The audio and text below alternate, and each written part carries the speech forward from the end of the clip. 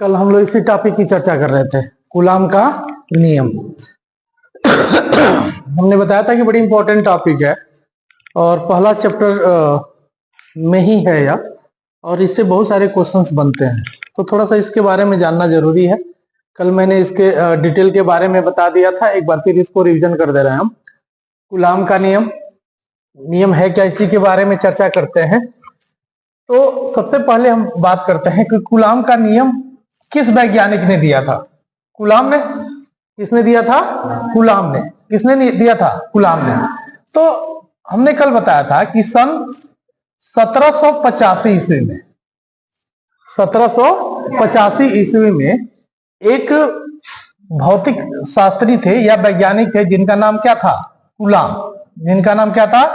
Coulomb. इन्होंने दो बिंदु आवेशों के मध्य लगने वाले वैद्युत बल को परिभाषित किया। दो बिंदु आवेशों के मध्य लगने वाले वैद्युत बल को परिभाषित किया। उन्होंने बताया कि दो आवेश, मान लो यहाँ Q1 है और यहाँ क्या Q2 है, ये दोनों एक दूसरे से कितनी दूरी पर? R दूरी पर स्थित हो, तो इनके मध्य कार्य करने वाला वैद्युत बल इन आवेशों के गुणनफल के अनुक्रमानुपाती तथा इनकी बीच की दूरी के वर्ग के व्युत्क्रमानुपाती होता है। अर्थात अगर दोनों को कंबाइन कर दें तो F ही समानुपाती हो जाएगा क्या? Q1 Q2 अपान R स्क्वायर, या हमने लिया था F इक्वल टू, F मतलब फोर्स ऑफ इलेक्ट्रॉनिक, F का मतलब क्या? फोर्स ऑफ इलेक्ट्रॉनिक यानी वैद्युत बल। F इक्वल टू क्या हो जाएगा? अपने तरफ से K लगाते थे, Q1 Q2 अपान कितना? R square. जहां हमने बताया था कि K क्या है? एक समानुपाती नियतांक है, जिसे क्या कहते हैं? कूलाम नियतांक कहते हैं। जिसे कौन नियतांक कहते हैं? कूलाम नियतांक कहते हैं। अब इसके बारे में बताया था कि इस नियतांक का वैल्यू जो होता है K, हम दो स्थितियों में ज्ञात करते हैं। जो K का वैल्यू होता है हम दो स्थितियों में ज्ञात करते हैं। पहला कंडीशन हमने बताया था क्या? जब दोनों आवेश कहां हो? निर्वात में हो।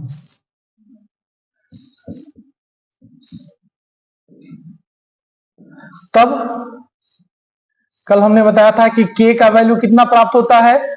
8 दशमलव कितना? 9 8 7 5 dot dot dot into 10 to the power कितना? 9 मात्रक प्राप्त होता है। अगर ये दोनों आवेश की बात करें Q1 और Q2 वैक्यूम में हो, निर्वात में हो, तब उस दशा में K का मान जो प्राप्त होता है वह 8.9875, बहुत सारा है ऐसे, इंटू 10 टू द पावर 9 मात्रक प्राप्त होता है, जिसे हम अप्रोक्सीमेटली कितना? 9 into 10 to the power 9 unit रखते हैं, यानी मात्रक। हम K का मान लगभग कितना रख देते हैं? 9 गुणे 10 का पावर 9 मात्रक रखते हैं। तब हमारा जो कूलाम का नियम प्राप्त होता है F इक्वल टू, जो इलेक्ट्रॉनिक फोर्स प्राप्त हो जाता है वो हो जाता है 9 गुणे 10 का पावर कितना? 9 इंटू Q1 Q2 अपान कितना? R square. और 9 गुणे 10 का पावर 9 एक और क्वांटिटी का वैल्यू होता है जिसे 1/4 पाई एप्सिलॉन 0 कहते हैं। इसका भी वैल्यू 9 गुणे 10 का पावर कितना? 9 होता है, जहां एप्सिलॉन 0 क्या होता है? निर्वात की क्या? विद्युतशीलता होता है।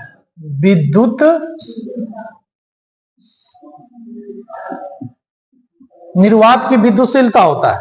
एप्सिलॉन 0 निर्वात की विद्युतशीलता होता है। तो अतः हम यहां इसके जगह पर हम सुविधा के लिए क्या रखते हैं? 1/4 पाई एप्सिलॉन 0 रखते हैं। तब कूलाम का नियम हमारा जो प्राप्त होता है वह कितना प्राप्त हो जाता है? इसलिए Fe इक्वल टू प्राप्त हो जाता है कितना? 1/4 pi epsilon 0 Q1 Q2 upon कितना? R square. यही कूलाम का नियम है। यही बताया था ना हमने, यही कूलाम का नियम। एक बार फिर देख लो तो फिर हम आगे बढ़ रहे हैं। यहीं तक शायद हमने बताया था। जब एक बार देख लो जल्दी।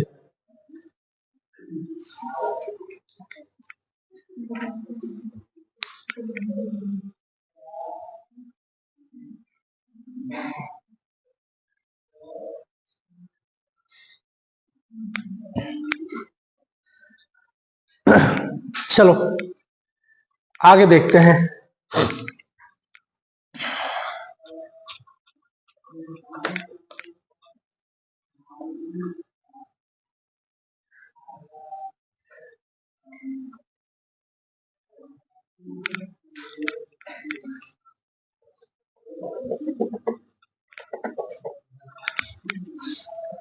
अगला टॉपिक देखते हैं हम,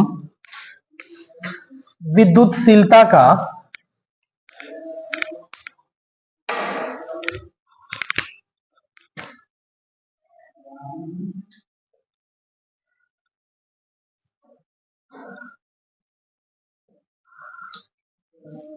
एप्सिलॉन जीरो का मात्रक, बीमा तथा अंकित मान,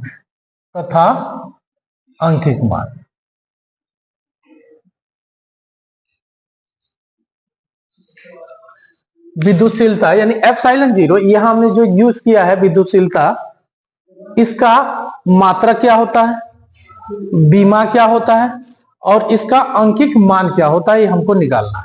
3 चीज निकालनी है।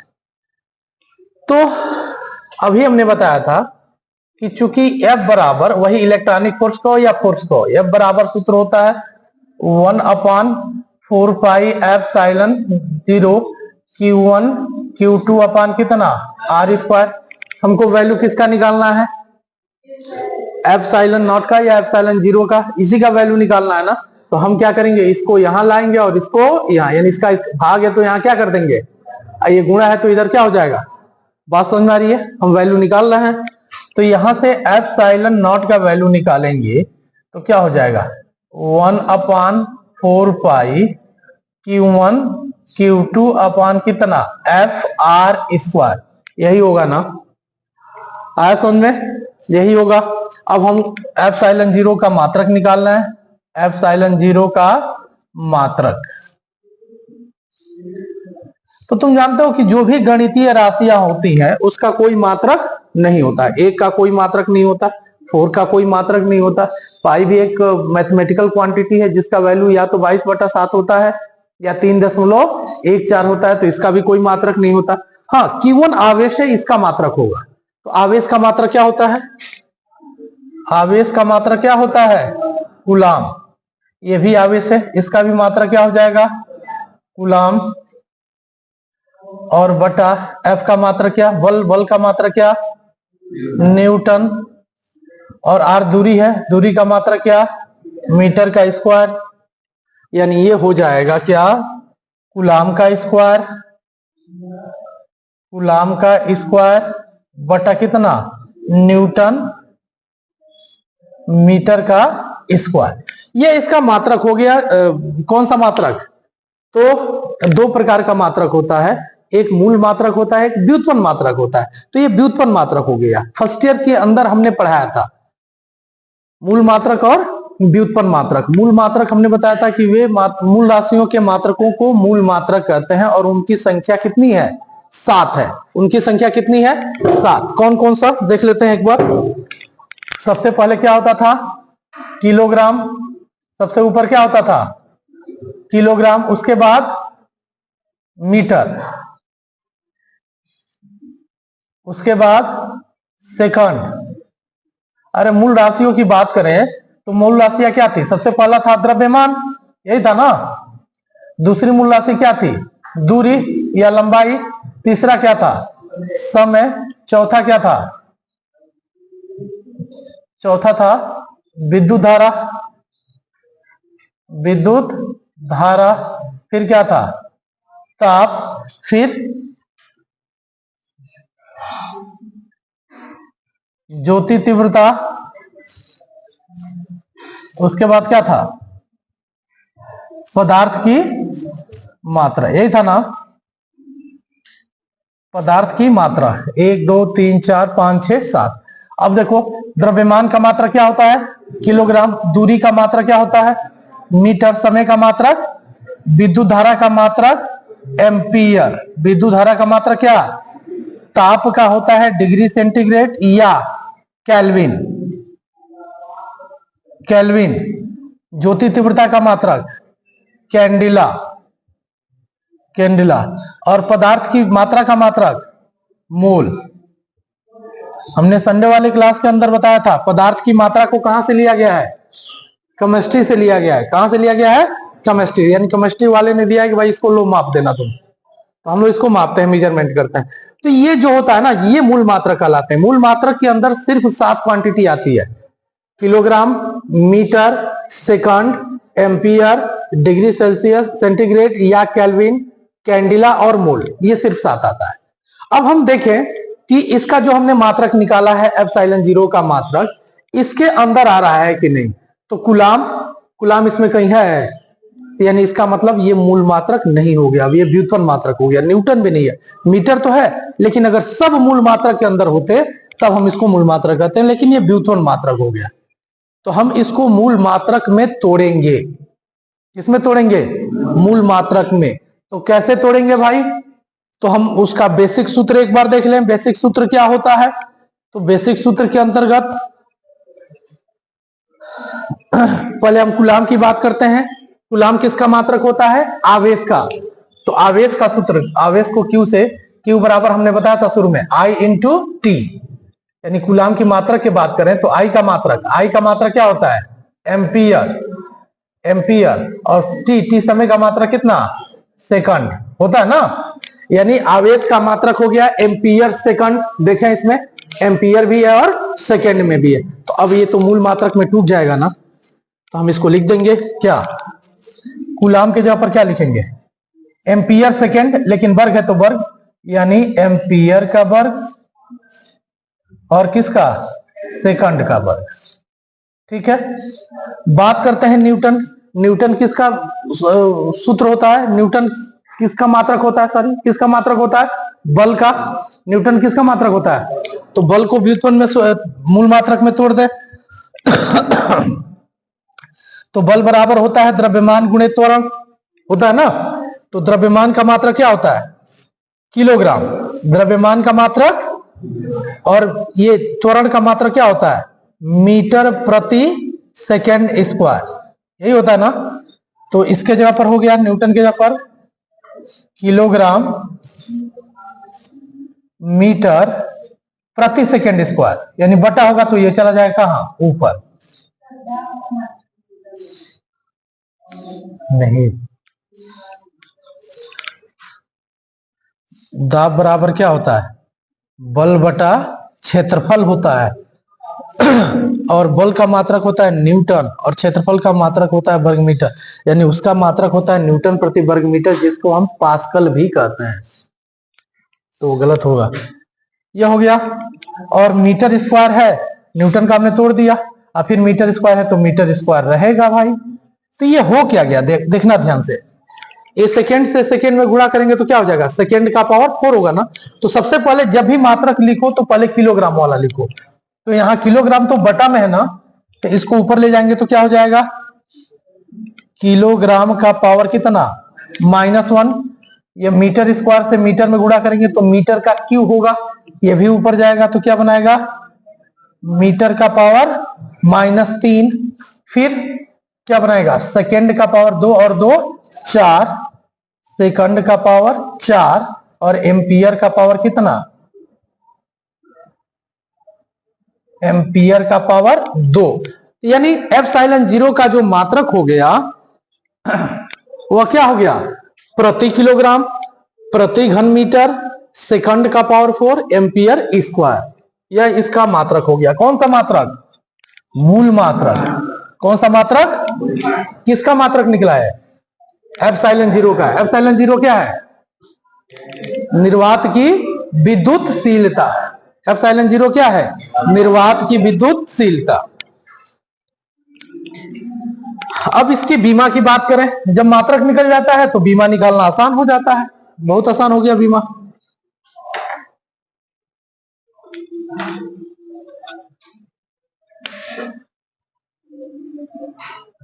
एप्सिलॉन जीरो की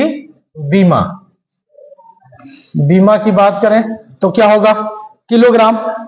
किलोग्राम मतलब द्रव्यमान है, तो द्रव्यमान का बीमा क्या हो जाता है, एम। क्या हो जाता है, एम। और इसका पावर -1 है तो -1। यह है दूरी, तो दूरी का बीमा क्या होता है, एल। एल का पावर कितना लिखेंगे, -3। उसके बाद क्या, ये सेकेंड, टी। टी का पावर कितना, 4। और एम्पियर का पावर कितना, 2 ना। ये हमारा बीमा हो गया एप्सिलॉन जीरो की, यानी विद्युतशीलता का बीमा। निर्वात की विद्युतशीलता का बीमा हो गया, एम का पावर -1, एल का पावर -3, टी का पावर 4, ए का पावर 2। ध्यान से देखो इसको, नोट्स नहीं, नोट्स घर जाकर बना लेना, पीडीएफ सेंड करेंगे तो ठीक है। एक बार ध्यान से देखो, इधर समझते चलो, बढ़िया रहेगा। अभी बता रहे हैं आगे।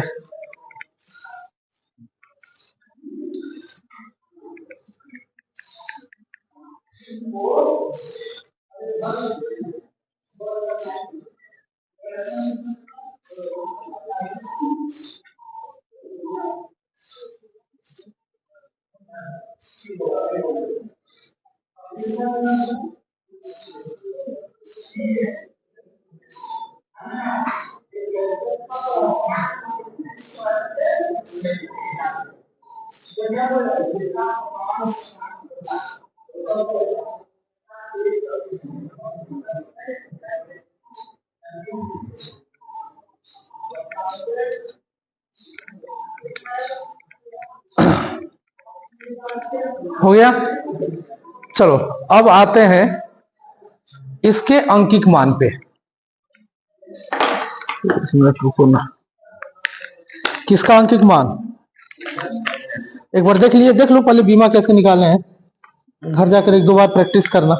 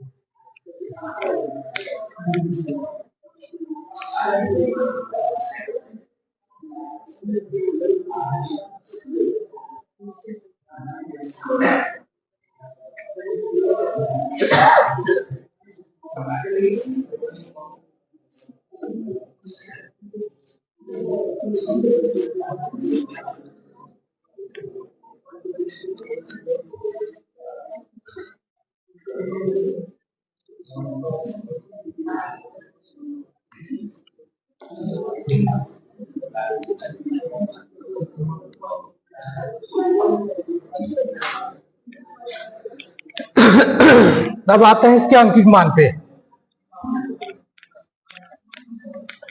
ये 1-2 बार पूछा भी है, इसको ध्यान से देखना, इसका वैल्यू कैसे निकालना है। एप्सिलॉन जीरो का मान कितना होता है, तो तुम जानते हो कि चूंकि 1/4 पाई एप्सिलॉन जीरो का मान कितना होता है, अभी बताए थे इसके पहले। इसका मान कितना होता है, गुणे 10 का पावर कितना, इतना होता है ना। 1/4 पाई एप्सिलॉन जीरो का वैल्यू 9.0 इंटू 10⁹ होता है। इसको उल्टा करें, 4 पाई एप्सिलॉन नॉट, ये एप्सिलॉन जीरो, तो ये भी उल्टा हो जाएगा, 1 बटा हो जाएगा 9.0 गुणे 10 का पावर कितना, 9। हम 1 में 9 से भाग कर रहे हैं, कितना आ रहा है देखें, या एक काम करो ना, चल ठीक है भाग करते हैं। 1 में हम भाग कर रहे हैं किससे, 9 से, भाग नहीं जाएगा, 0 लगाकर दशमलव बढ़ाएंगे 0, 9 × 9, यही होगा ना। 10 में से 9 निकल गया कितना, या ठीक है चलो 1, फिर ये आता रहेगा भाई। ये काम करो ना, पहले इससे भाग कर लो, एप्सिलॉन जीरो का मान निकालें, तो इसका गुणा इधर क्या हो जाएगा, भागना, तो 1/9.0 इंटू 10⁹ इंटू 4 इंटू पाई, यही होगा ना।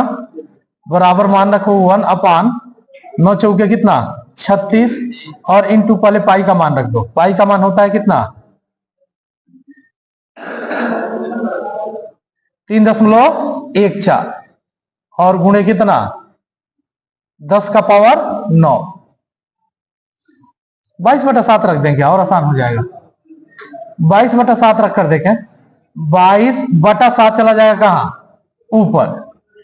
22/7 चला जाएगा कहां ऊपर, यानी ये हो जाएगा दैट इक्वल टू 7 इंटू 10⁹ ऊपर जाएगा तो -9 और ये गुणा कर दो 36 में 22 से 36 में 22 से 2 6 के 12 2 3 6 1 7 ये ना, और 36 दूना 72 ये भी हो जाएगा 2 7 2 9 7 792।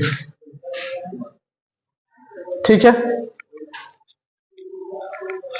अब एक काम करते हैं, इसको आसान बनाने के लिए हम क्या करते हैं 1 2 3 जीरो बढ़ाते हैं तो गुणे 10 का पावर कितना हो जाएगा, इस पे भी पावर 3 बढ़ेगा ना तो -12 हो जाएगा ना बटा कितना 792। अब इसमें हम 792 से भाग करते हैं। 7000 में हम भाग करेंगे किससे 792 से। 7 8 6 8 बार में जाएगा क्या 8 दूनी 16 8 9 72 1 73 3 हासिल 7 8 7 56 और 56 और 7 63 होता है। 10 में से 6 निकला 4, देखते रहना जी। 9 में से 3 निकला 6, 9 में से 3 निकला और 7 ये तो कट गया ना। ठीक है, 10 बढ़ाएंगे 1 0 फिर 8 बार में जाएगा तो वही आएगा 6336। 10 में से 6 निकला कितना 4, 3 में से 3 निकला 0, 6 में से 3 निकला 3, फिर 1 0 बढ़ाएंगे 7 चौक 28 4 बार में 4 दूना 8 4 नहीं है 36 के 6 3 4 7 28 3 31 ज्यादा हो जाएगा ना।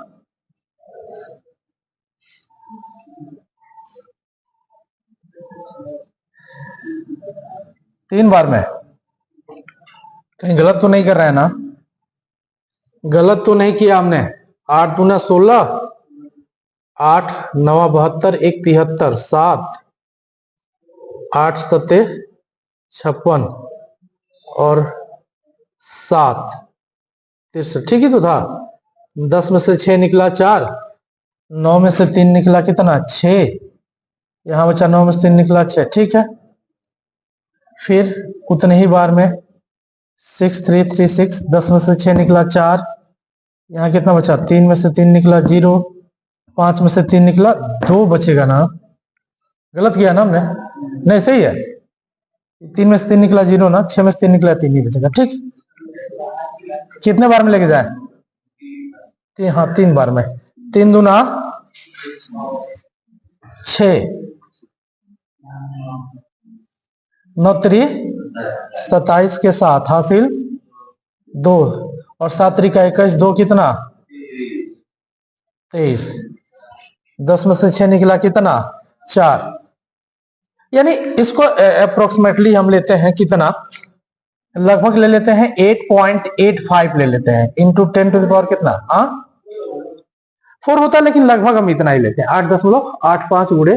जैसे हम यहाँ जो 22/7 रख रहे हैं ना, यहाँ पाई का मान हमने क्या रखा 22/7। अगर हम 3.14 रखे होते, फिजिक्स की भाषा में उसको 3.14 ही रखा जाता है, 3.14 रखते तो वही लगभग 8.84 समथिंग आता। तो लास्ट वाला अंक 5 से ज्यादा हो जाता तो उसको जब हटाते तो पहले वाले में क्या होता है 1 बढ़ जाता। कक्षा 9 के अंदर सार्थक अंक और कोटिमान वाले चैप्टर में पढ़े थे। तो ये लगभग आ जाता है, इसका वैल्यू कितना 8.85 इंटू 10⁻⁴ कितना -12। इसका मात्रा कभी निकाले थे कितना, किलोग्राम का पावर -1, फिर मीटर का पावर -3, सेकंड का पावर 4 और एम्पियर का पावर कितना 2। यह इसका मात्रक हो गया। यानी एप्सिलॉन जीरो का वैल्यू कितना, कई बार पूछा है वो विकल्पी में, एप्सिलॉन जीरो का मान कितना होता है 8.85 गुणे 10 का पावर -12, याद रहेगा ना। और 1/4 पाई एप्सिलॉन जीरो का वैल्यू कितना होता है 9.0 गुणे 10 का पावर, याद है, फिर से बताओ 1/4 पाई एप्सिलॉन जीरो का वैल्यू कितना 9.0 गुणे 10 का पावर 9। एप्सिलॉन जीरो का वैल्यू कितना 8.85 गुणे 10 का पावर, कंफर्म है। एप्सिलॉन जीरो क्या है,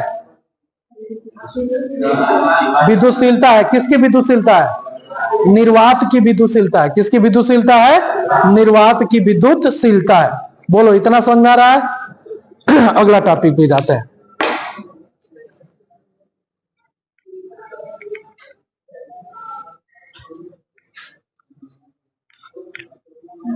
अब ये सब पहले कंडीशन के अंदर था, कब, जब दोनों आवेश कहां पे स्थित हो, निर्वात में स्थित हो। दोनों आवेश कहां स्थित हो, निर्वात में। अब हम दूसरा ले रहे हैं।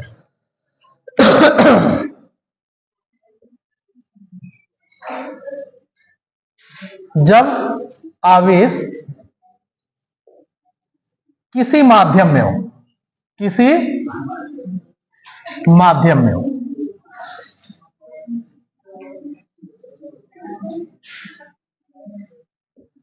जब आवेश किसी माध्यम में होगा तब उसकी विद्युतशीलता, हम निर्वात की विद्युतशीलता एप्सिलॉन नॉट या एप्सिलॉन जीरो रखते हैं, लेकिन अगर किसी माध्यम में हो तो उसकी विद्युतशीलता को हम किससे दिखाते हैं, केवल एप्सिलॉन से।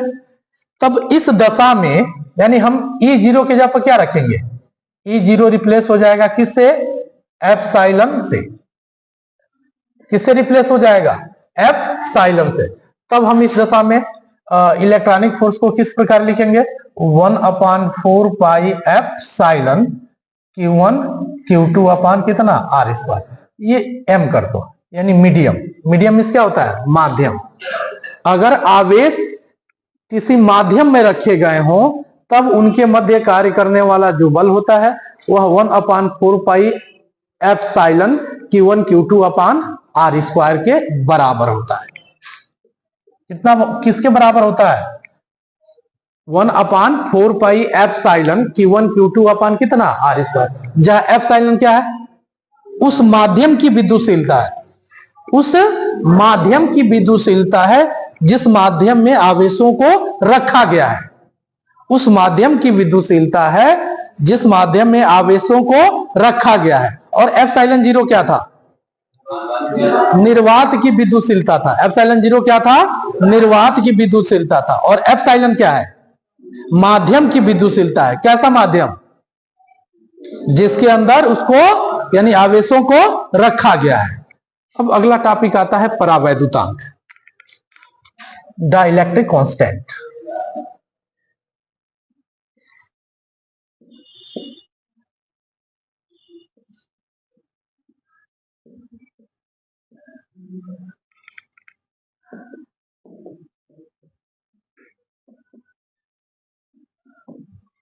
डाइलेक्ट्रिक कांस्टेंट, परावैद्युतांक, इसके बारे में चर्चा करें। परावैद्युतांक क्या होता है,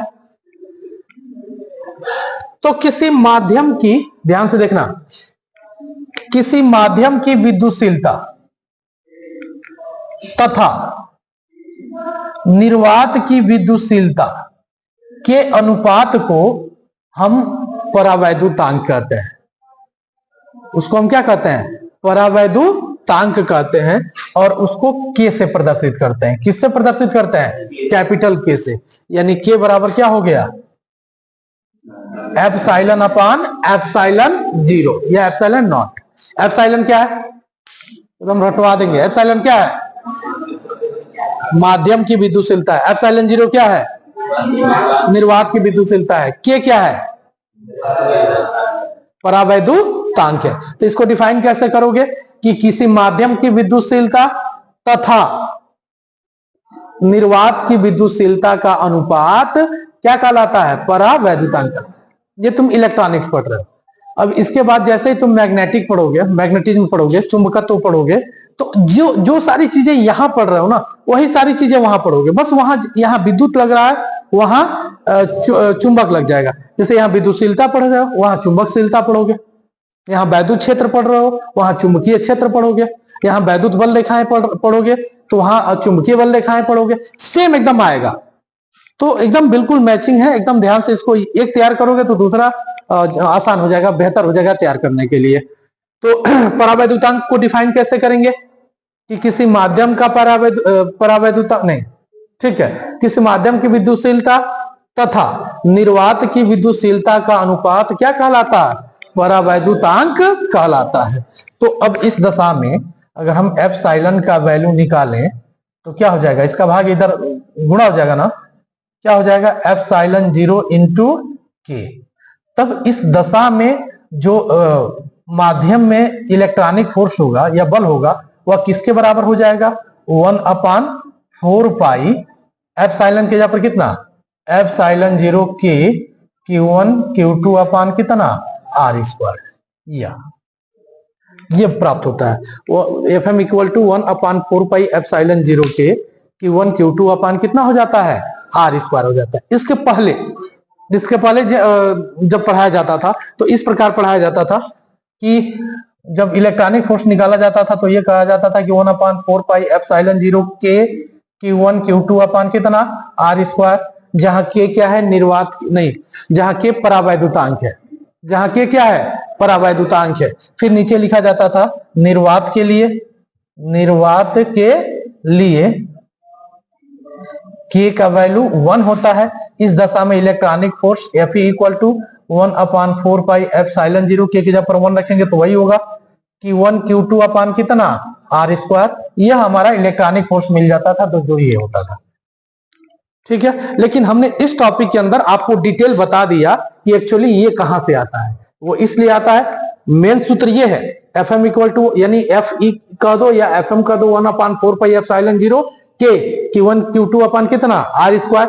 लेकिन अगर निर्वात की बात करें तो वहां के का वैल्यू 1 हो जाता है। निर्वात की बात करें यानी परावैद्युतांक कितना हो जाता है? 1 हो जाता है। वही वैल्यू रखते हैं तो इतना प्राप्त हो जाता है। आया समझ में? तो परावैद्युतांक क्या होता है कि किसी माध्यम की विद्युतशीलता तथा निर्वात की विद्युतशीलता का जो अनुपात होता है उसी को हम क्या कहते हैं? परावैद्युतांक कहते हैं। एक थोड़ा सा यहां इसके पहले जो लिखते थे, इसके ऊपर वाला F इक्वल टू क्या लिखे थे? 1/4 पाई एप्सिलॉन नहीं, के इक्वल टू नहीं यार, के Q1 Q2 अपान कितना? R square. F equal to लिखते थे के Q1 Q2 अपान R स्क्वायर। जहां के क्या था? वहां स्मॉल के था, यहाँ कैपिटल के। स्मॉल के क्या था? नियतांक था। कौन सा नियतांक? कूलाम नियतांक था। कौन सा नियतांक था? कूलाम नियतांक। तो एक लाइन नोट में लिख लोगे, उसी के नीचे क्या लिखोगे? जैसे उसमें लिखते थे ना कि एसआई पद्धति में के का वैल्यू जो होता है वो कितना होता है? 8.9875 इंटू 10 टू द पावर कितना? 9 होता है। वही अगर सीजीएस पद्धति की बात करें, किस पद्धति की? सीजीएस पद्धति की बात करें तो के का वैल्यू 1 प्राप्त होता है। स्मॉल के का वैल्यू कितना प्राप्त होता है? 1। तब हमारा इलेक्ट्रॉनिक फोर्स जो होता है वो इसके जगह पर 1 रख देंगे तो सिर्फ Q1 Q2 अपन किसके? R स्क्वायर के बराबर हो जाता है। एक चीज याद रखना इसको, आ रहा समझ में ना? जैसे एसआई पद्धति में जो कांस्टेंट था स्मॉल के हमने यूज किया था, एसआई पद्धति में के का वैल्यू कितना होता है? 8.9875 गुणे 10 का पावर 9। और वही सीजीएस पद्धति में के का वैल्यू कितना? 1 हो जाता है। तो अब दोनों में अंतर क्या हो जाएगा कि अगर एसआई पद्धति की बात करें तो Fe का वैल्यू निकलेगा 9.0 गुणे 10 का पावर 9 Q1 Q2 अपान R स्क्वायर।